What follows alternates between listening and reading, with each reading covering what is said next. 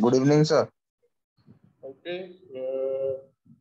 Good evening. Good evening, all of you. So today we are starting a very important crop, as well as it is very important tropical crop. That is papaya. It is known as Carica papaya. Belongs to family Caricaceae. Okay.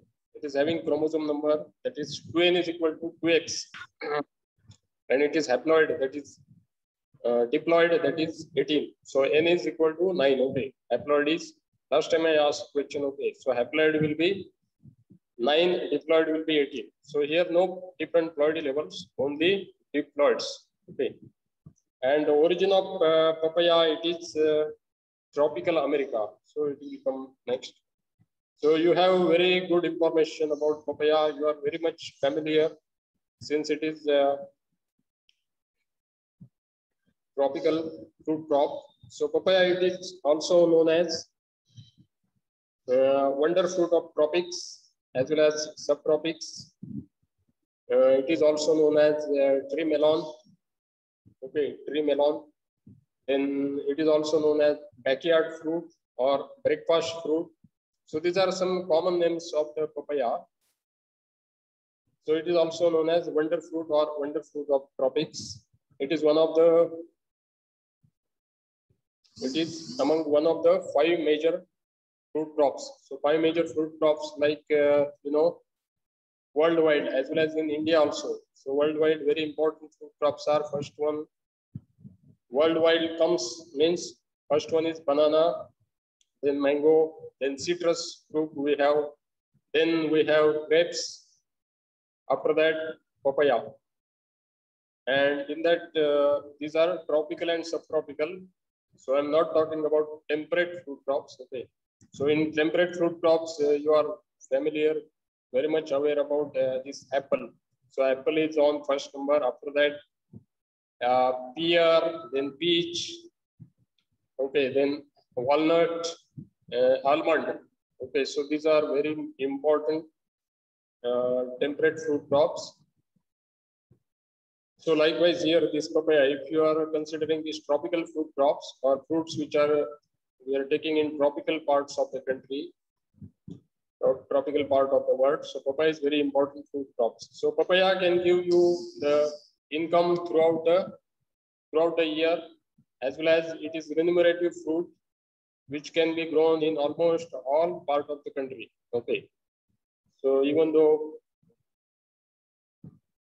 with some or other modification we can take from a tropical, subtropical.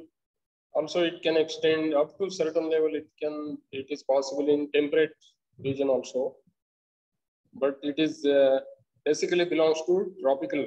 Okay.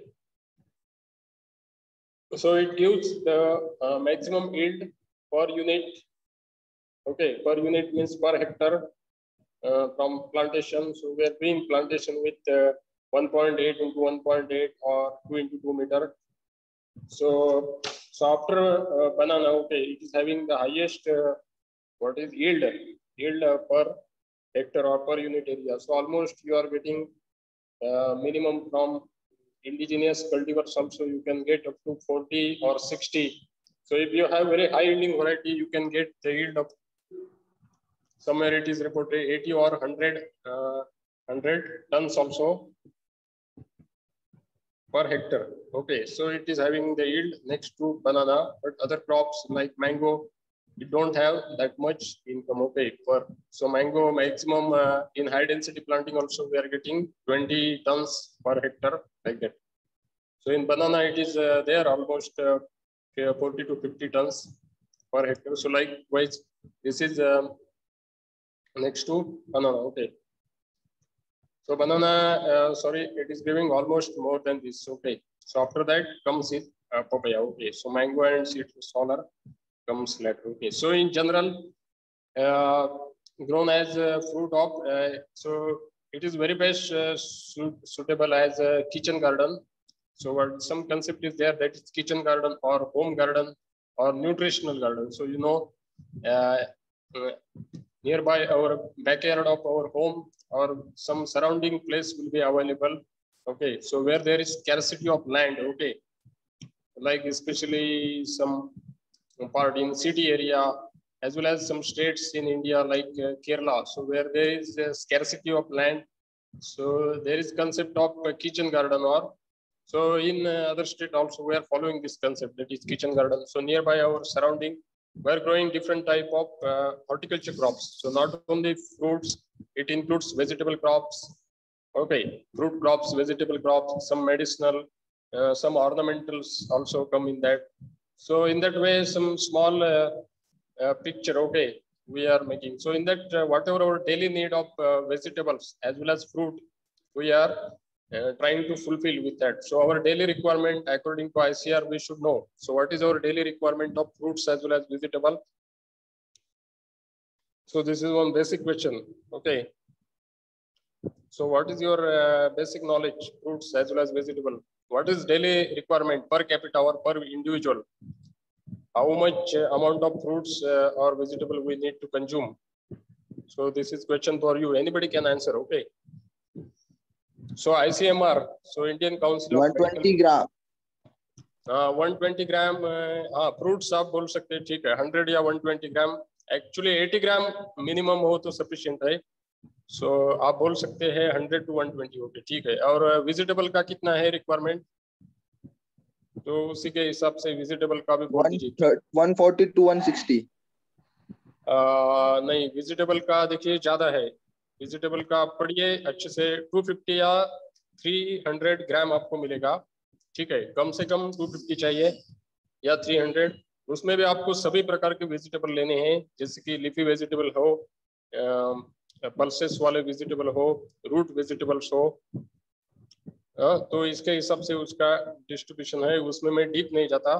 तो सभी प्रकार के vegetable उसमें चाहिए. और fruits भी मतलब मान लो 100 ग्राम फ्रूट्स आपको, जो भी सभी प्रकार के आपको vitamin A to vitamin E के तक आपको प्रोवाइड करे. बाद में आपको different type of minerals, okay, micronutrients आपको प्रोवाइड करे, एंटीऑक्सीडेंट्स आपको प्रोवाइड करे. दूसरा जैसे कार्बोहाइड्रेट्स हो गया, प्रोटीन्स हो गया, स्टार्च हो गया. ओके, तो ये भी आपको प्रोवाइड करे.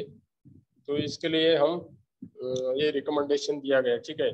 तो papaya, it can, so papaya it is very good source of vitamin A also after mango. Okay, so mango is having highest amount of vitamin A. After that papaya comes. Okay, so it is also, papaya can be also planted in any big orchard like mango orchard. If you have big mango orchard that is planted with 10 into 10 meter spacing, you can go for planting with papaya.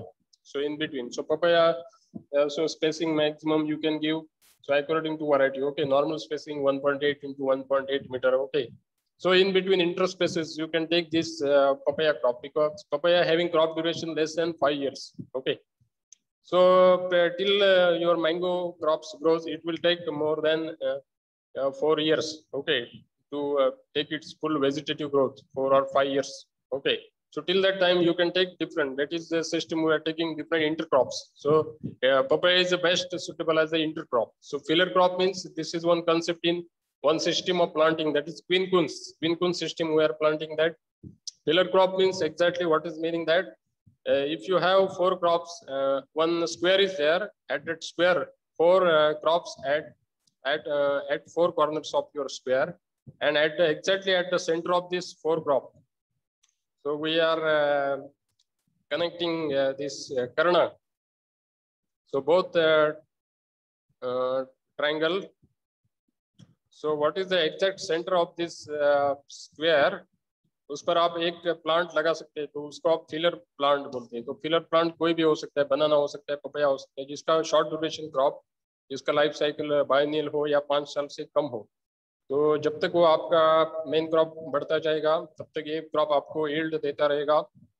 और जो आपने initial cost of establishment of initial expenditure orchard establish करने के लिए लगाया है, planting material या पूरा प्लांटिंग करने के लिए, लैंड परचेस करने के लिए, वो आपको थोड़ा बहुत फुलफिल कर पाएंगे. तो ये यही कंसेप्ट है इंटरक्रॉपिंग या ये फिलर क्रॉप का.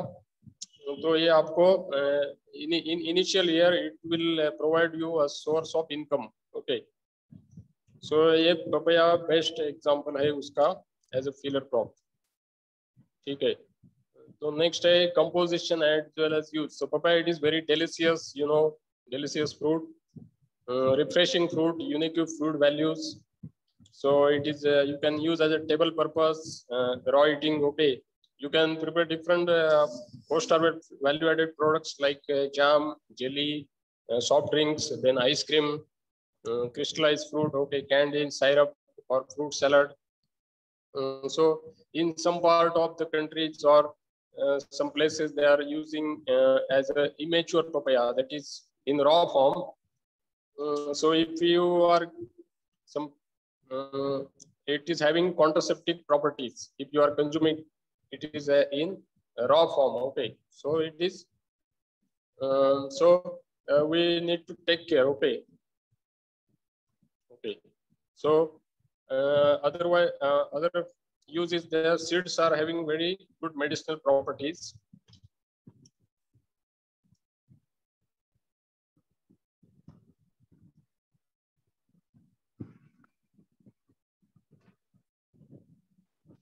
तो उसके बाद पपाया, जो इमेच्योर पपाया होता है, तो उसमें आप स्ट्रिप ये करके मार्किंग करके उसमें से एक लिक्विड या लैटेक्स आपको मिल जाता है, ठीक है। तो वो लैटेक्स को हम पेपेन बोलते हैं, जो कि एक प्रोटियोलाइटिक एंजाइम है। So it is one proteolytic exam used in several वे। सो पेपेन का यूज आप कैसे कर सकते हैं? इट इज डाइजेस्टिव एड है ये for treatment of ulcer as well as diphtheria. So in the industry you are using for shrinking of wools, degumming of natural silk as well as iron. Then tenderization of meat, मतलब meet जो कि cook करते हैं या boil करते हैं, तो इसमें आसानी पैदा करता है जल्दी बॉईल होने में या पकने में, ठीक है। For tanning of leathers, leather industry में ये यूज होता है। Then brewing industries as clarifying agent for beer, preparation of drugs for treating intestinal cancers, tapeworm, roundworm, or kidney disorders. So papaya leaves also having, so apart from this papaya leaves, that is green portion of papaya or papaya leaves, it is having one alkaloid that is known as carpine. So it is very important question also. Carpine alkaloid, it is present in all green parts as well as in seeds. So that is heart stimulant as well as it is having diuretic properties, treatment for amoebic dysentery. Okay. So apart from this papaya leaf juice, it is very useful in problems such as dengue or malaria to increase the platelet counts. So it is having very good properties. So same, that is carpine alkaloid only, it is useful for the treatment of your malaria or dengue, such problem you can. So it is having medicinal properties. So preparation of chewing gums, then cosmetic, then papers, adhesive material. So यहाँ पर भी ये use होता है। Then it is also used for extraction of oil from liver of tuna fish, ठीक है। सो ये सारी, तो ये दो प्रॉपर्टी, च्यूइंग गम प्रॉपर्टी ये पेपेन से बनते हैं, ठीक है। पेपेन, ये पेपेन का प्रॉपर्टी है, ठीक है। ये ऑयल भी आप एक्सट्रैक्ट कर सकते हैं पेपेन से, ठीक है। दूसरा papaya, it is very nutritious, you know, it content high quantities, high amount of vitamin A, almost 2020। सो ये इसका नंबर है 2020। यूनिट्स है, इंटरनेशनल यूनिट्स है, जिससे कि मैंगो में 4500 टू 5000 इंटरनेशनल यूनिट। तो इसके नीचे वाला सेकंड रैंकिंग आता है, वो पपाया ही है फ्रूट जिसमें आपको ज्यादा से ज्यादा विटामिन ए या कैरोटीन आपको मिल जाता है। तो it is associated with carotene, but the yellow pigment in papaya it is known as caricaxanthin. So ये इंपॉर्टेंट ऑब्जेक्टिव टाइप का क्वेश्चन है। Yellow pigment in papaya, it is known as carycoxanthine. So apart from this, you can get vitamin C, riboflavin, niacin, good source of calcium, then phosphorus, then iron, fat as well as carbohydrates, as well as its highest calorific, मतलब आप it is a good energy source और ज़्यादा से ज़्यादा आपको calories papaya consume करके मिल जाते हैं, ठीक है। So apart from this pepen, raw fruit also can be used for extraction of this pectin, okay. So pectin भी आप यूज कर सकते हैं, ठीक है। So pectin is generally extracted by using alcohol precipitation method, ठीक है। So it is used in food industry as flavoring, okay, extract as well as emulsifying agent, ठीक है। तो यहाँ पे पेपेन भी 50% मैच्योरिटी के बाद आप कर सकते हैं और बाद में आपको पेक्टिन भी। सो पेक्टिन एक्चुअली गावा ये फ्रूट पेक्टिन का मेजर सोर्स है और दूसरा पपाया। तो पेक्टिन इसका इम्पोर्टेंट एक प्रोडक्ट जो कि जेली बनाने के काम में आता है। तो या पहली जो जेली बनाने के काम में अच्छा प्रोडक्ट काम में आएगा वो है पेक्टिन। तो जिस फ्रूट्स में पेक्टिन पाया जाता है, जैसे कि फिग है, गावा है, ये पपाया है, तो इससे अच्छी तरह की जेली बनाई जा सकती है, ठीक है। दूसरा है टूटी फूटी, ये प्रोडक्ट है papaya bits, immature bits are first soaked in brine solution, then boiled in sugar syrup and immersed in sugar syrup for 45 to 60 hours with fermented colors। ये हो गया टूटी फूटी, ये भी एक post harvest value added product है papaya से। Apart from this, you are preparing jam, canned slice, beverages, toffees, drinks, soft drinks. Okay, so coming to origin and distribution, papaya, it is the largest producer of papaya in the world is India. India is second largest after Brazil. Okay, so it is South American country, Brazil को पता है। So it is a fruit native to tropical America, या correctly आप बोल सकते हैं Mexico, ठीक है। मेक्सिको भी कहीं आपको मिलेगा, या ट्रॉपिकल अमेरिका भी लिख सकते हैं आप, ठीक। तो दूसरा commercial grown in many parts of the world like Australia, Hawaii, Taiwan, Puerto Rico, especially Peru, Florida, Texas, California, South Africa, Pakistan, Bangladesh. So especially a tropical part of the world. Okay. So in India, it was introduced by Portuguese people in 1611. Okay, जैसे cashew introduce किया, rubber introduce किया, coffee introduce किया, cocoa introduce किया, वैसे ही ये पोर्तुगीज लोगों ने यहाँ पे इंट्रोड्यूस, जैसे एप्पल भी इंट्रोड्यूस किया पोर्तुगीज लोग, वैसे ही पपाया यहाँ पे इंट्रोड्यूस किया 1611 में। So it is grown in major area you can find in Karnataka, then Bihar, Kerala, Tamil Nadu, Assam, Gujarat, Maharashtra, Andhra Pradesh, as well as Madhya Pradesh, ठीक है। So coming to climate as well as soil, papaya it belongs to tropical fruit crop. According to its climatic requirement, it is susceptible to some frost, okay। तो जहाँ पे बहुत frost होती है, especially सब tropical and temperate area में Frost ज्यादा रहती है, तो वहाँ पे ये इसके लिए ससेप्टेबल है, ठीक है।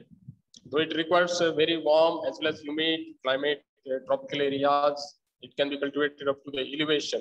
तो यहाँ पे हाइट कितना है 1000 to 1200 metre above mean sea level. So it thrives well at temperature between 38 to 44. So बहुत ज़्यादा टेम्परेचर रेंज में ये सर्वाइव करता है, पर ऑप्टिमम है जो कि 22 to 36 है। Day temperature of 35 it is good, as well as 25 degrees centigrade night it is very suitable. So papaya grows well under well drained soil with a good pH of 6 to 7.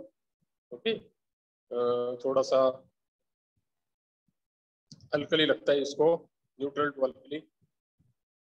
So it prefers somewhat fertile soil, deep clay soil, calcareous soil, rocky, deep clay, fertile soil, deep clay as well as calcareous as well as rocky soils are not suitable. Okay, तो ये soil को avoid कर सकते हैं, पर अच्छा fertile soil होना चाहिए, ठीक है। दूसरा different species and varieties है, जैसे कि Carica contains different 48 species, of which only 3 or 4 species are very important. Okay, so वही आपको याद रखने हैं। तो important species are so Carica papaya.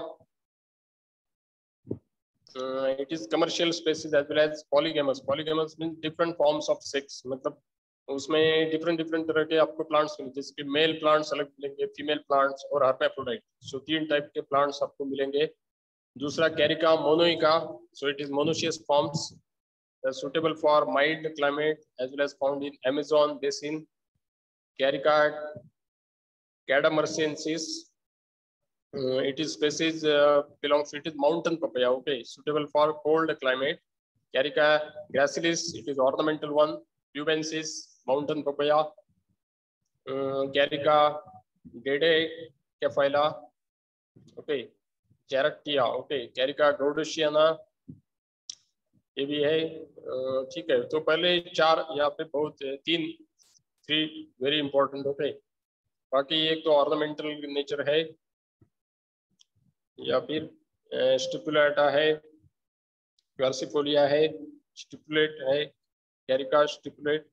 तो ये डिफरेंट स्पीसीज. ये देखिए Carica monoica, Carica pentagona, Carica goudotiana. Coming to varieties, so honeydew, it is very important variety of Kerala. It is from South India.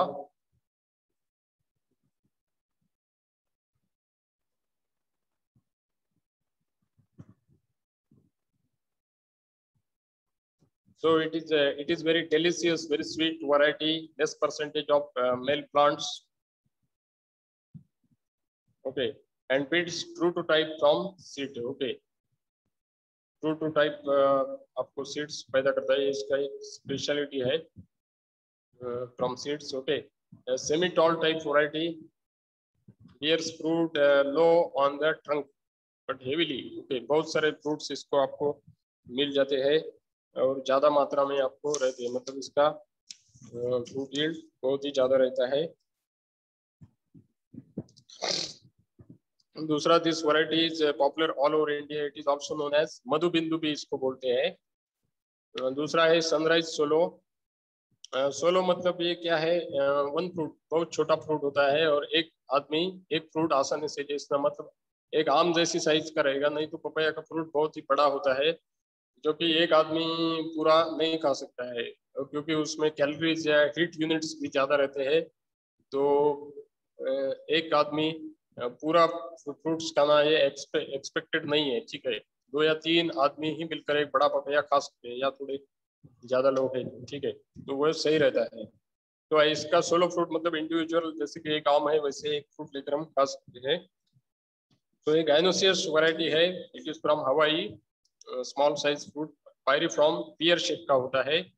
Yellow orange pulp होता है इसका. Keeping quality अच्छा होता है. दूसरा कुर्ग हनीड्यू, ये भी वैरायटी हनीड्यू से सिलेक्शन है ये वैरायटी एक्चुअली. ये गाइनोडायोसियस वैरायटी है. मतलब इसमें 2 तरह के फॉर्म आपको मिलेंगे.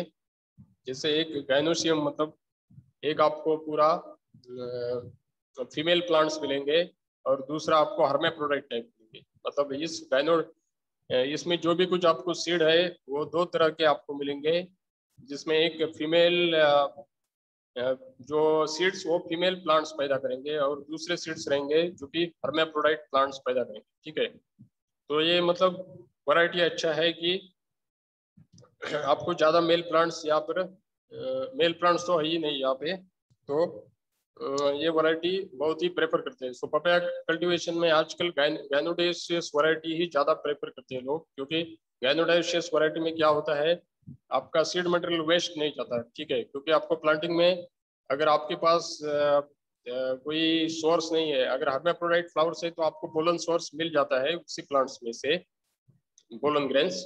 नहीं तो अगर मेल प्लांट्स, अगर डायोसियस वैरायटी है, डायोसियस मतलब male and female plants separate मिलेंगे आपको, तो उस वैरायटी में 10% मेल प्लांट्स लगाना ऑर्चर्ड में रिकमेंड किया गया है. मतलब आपके 100 प्लांट्स अगर है तो उसमें से 90 प्लांट्स आप फीमेल ले सकते हैं और 10 प्लांट एज ए पॉलिनेटर आपको मेल प्लांट कंपल्सरी रखने ही है. नहीं तो आपका पॉलिनेशन अच्छे से नहीं होगा और आपका फ्लावरिंग और फ्रूटिंग अफेक्ट होगा और आपको अच्छा यील्ड नहीं मिलेगा.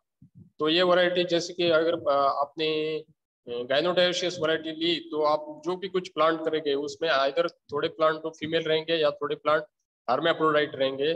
तो आपको फीमेल प्लांट को हर्माफ्रोडाइट प्लांट के हर्माफ्रोडाइट प्लांट के जो फ्लावर्स है, हर्माफ्रोडाइट फ्लावर्स है, उससे आपको पोलन मिल जाएंगे और वो पॉलिनेशन फीमेल प्लांट्स की पॉलिनेशन और फ्रूट यील्ड दे सकेंगे। और हर्माफ्रोडाइट फ्लावर्स तो या तो सेल्फ पॉलिनेशन है या तो क्रॉस पॉलिनेशन से फ्रूट पॉलिनेशन और फर्टिलाइजेशन उसका होगा और फ्रूट यील्ड भी आपको मिलेगा। मतलब यहाँ पे कोई प्लांट आपका वेस्ट नहीं जा रहा है। ठीक है, ठीक है। अगर डायोसियस में क्या होता है, अगर मान लो आपने प्लांटिंग किया और ज्यादा आपको मेल प्लांट्स दिखाई दिए, मतलब आपको 10% ही चाहिए, अगर वो मान लो 20% या 25% भी हो गए तो एक्स्ट्रा मेल प्लांट्स तो किसी काम के ही नहीं है, तो उनको आपको हार्वेस्ट करना, उसको आपको काटना पड़ेगा। वह रखने से कोई फायदा ही नहीं है क्योंकि वो तो आपको फ्रूट यील्ड देंगे ही नहीं। ठीक है, तो ऐसी बात है यहाँ पे। So this variety produce no male plants, so only female as well as hermaphrodite plants. So plants are either hermaphrodite or female. So fruits are born on female plants, almost seedless. Okay, जो female plants पे वो almost seedless रहते हैं और उनको excellent quality के रहते हैं। ठीक है, और hermaphrodite में भी आपको फ्लावर मिल जाते हैं। ठीक है, फ्लावर्स और फ्रूट्स आपको मिल जाते हैं।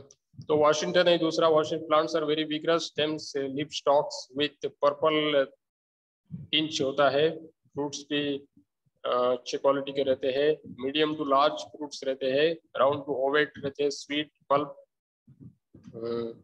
पल्प ऑरेंज कलर का और वेरी गुड फ्लेवर रहता है उसको।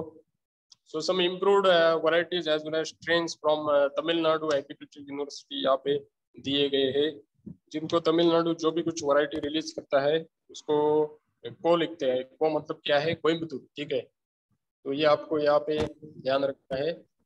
तो को है तो को 1-2 इन्होंने बहुत सारे वैरायटी को 1-2 आपको को 7 तक वैरायटीज है। तो आप जस्ट आप क्या कर सकते हैं इसमें, थोड़ा सा एक कोई हाइब्रिड है तो उसका पेरेंटेज आप याद रख सकते हैं और यील्ड, तो ज्यादा कोई एक्सपेक्टेशन नहीं है।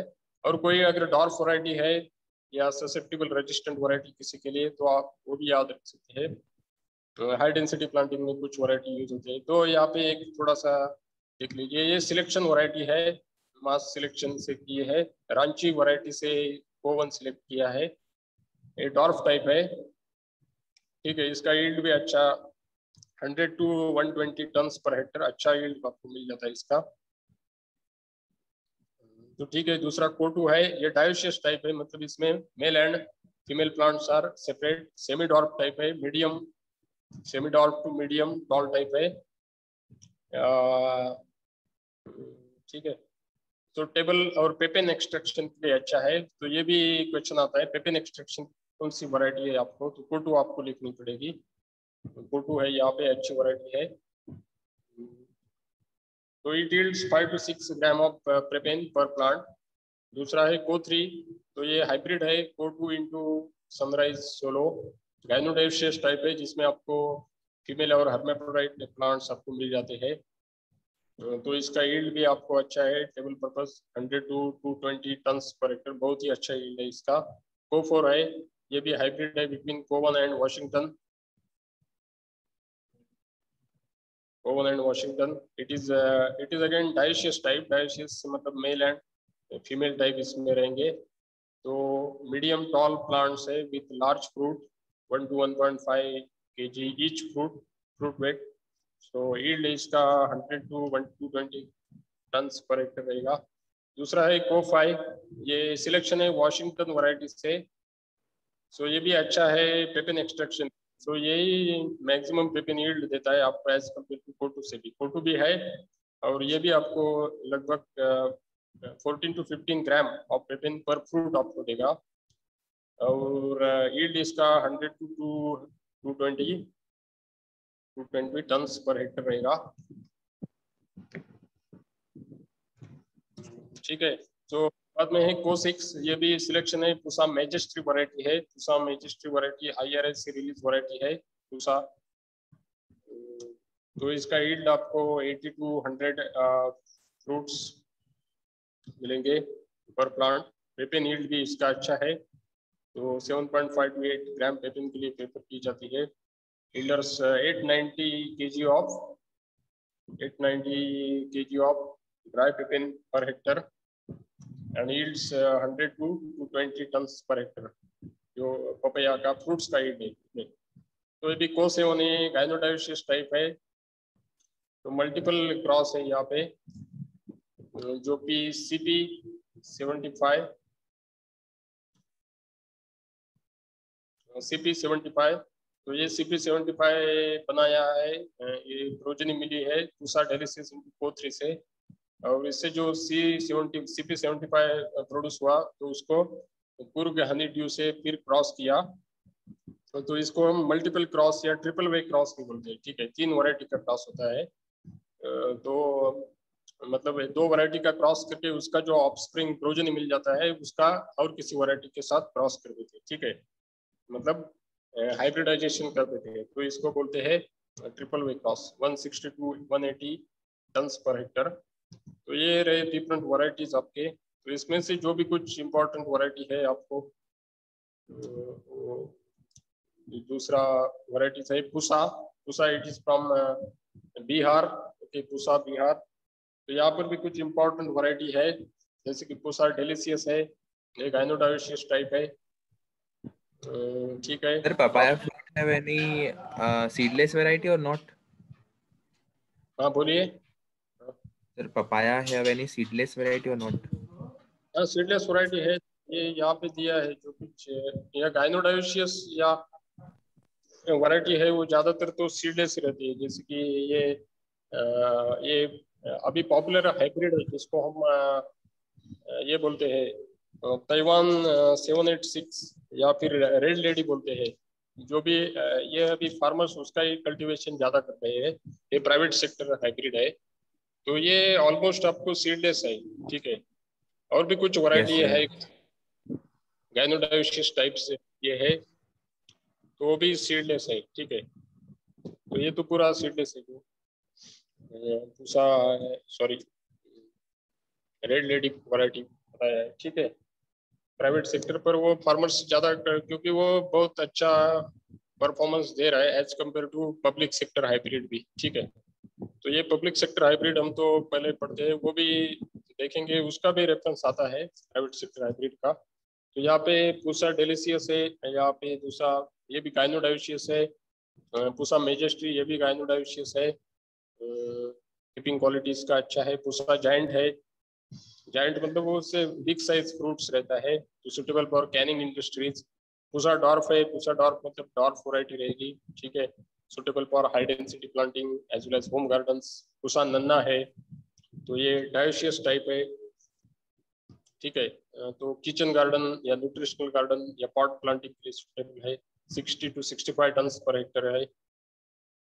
तो apart from this, some variety like Pantnagar University developed like Pant 1, 2, 3. Okay, तो ये भी कुछ वैरायटी है, कुछ Pant 1, 2, 3। तो IHR भी कुछ वैरायटी हाइब्रिड्स यहाँ पे डेवलप किया है, जैसे कि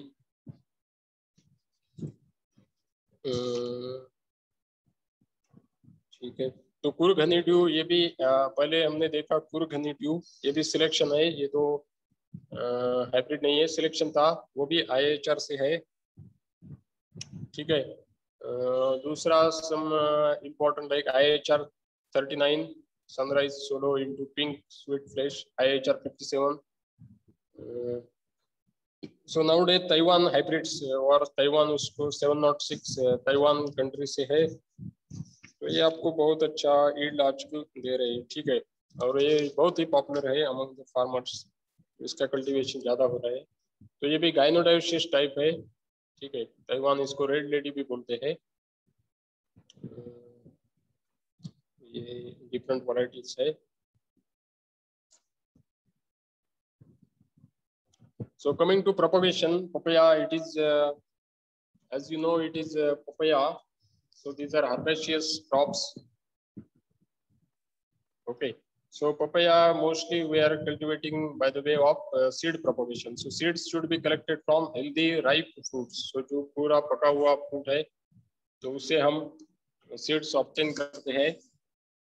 तो ऐसा फ्रूट या प्लांट भी पूरा पेस्ट एंड डिसीज या हेल्दी होना चाहिए, न्यूट्रिशियस, माल नरिश नहीं होना चाहिए, अच्छी जगह से होना चाहिए, ऐसा आप सिलेक्ट कीजिए। उससे आप उसके पूरे मैच्योर 90 या पूरा 95 पूरा पकने दीजिए उसको पेड़ पर, वो कलेक्ट कीजिए, उससे आप सीड एक्सट्रैक्ट कीजिए।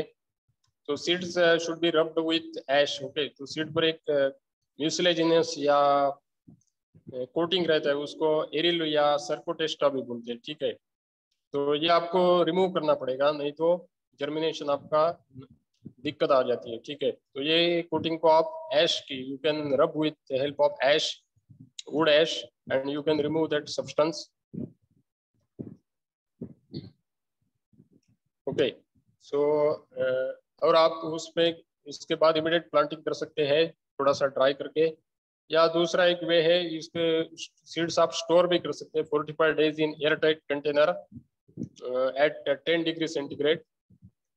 ये भी आपको जब स्टोर करने की जरूरत है या किसी जगह भेजने की जरूरत है तो ये भी कर सकते हैं। So before sowing soaking the seeds, आपको soaking you need to soak the seeds in 100 ppm GA solution to enhance the germination percentage, ठीक है।